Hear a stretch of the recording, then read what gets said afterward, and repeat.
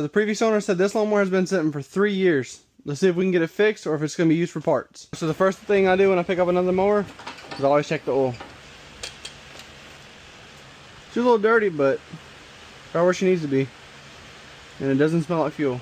Since this mower doesn't have a battery, is I connect the jumper cables to it, or a jump box in this case. Make sure she's got a good connection. And always connect your positive first. Make sure your parking brake's on so you can get to sit on the seat. Nothing. Key switch feels broken though. I do have an extra one, so I'm gonna try it out just because that one feels wallowed out and it doesn't feel like it's actually catching like this one. So we're gonna throw this one on and see if we can get it to work.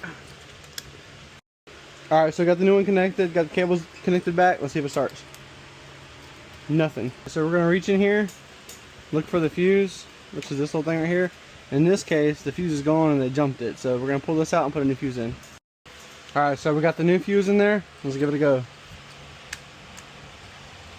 Nothing. So what that's telling me is there's no power getting to the solenoid, or there's no power coming from the solenoid to the starter. So what I'm gonna do is jump the starter directly and see if we get any power. Alright, so I'll connect the red one right there, and then make sure ignition switch is on, and then just ground that out.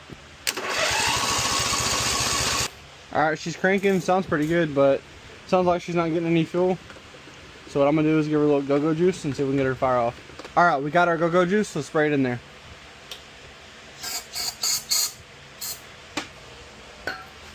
Now, see if we can get her to fire up.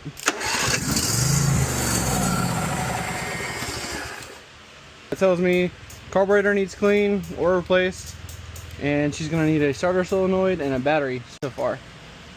So what I did is I took my hood off so I can get to the carburetor easier.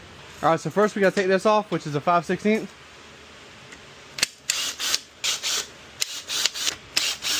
Next we gotta take these bolts off right here. There's 6 total, 2 in the front, 2 on the side, 2 in the back, and they are 10mm. Then you gotta take these 2 bolts out right here, which I don't have my flathead with me, so I'm gonna use a butter knife.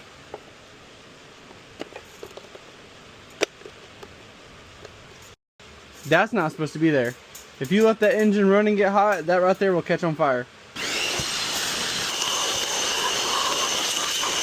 So I'm going to take the carburetor home and throw it in the ultrasonic cleaner. I'll show you guys how to do that in the next video. Y'all stay tuned.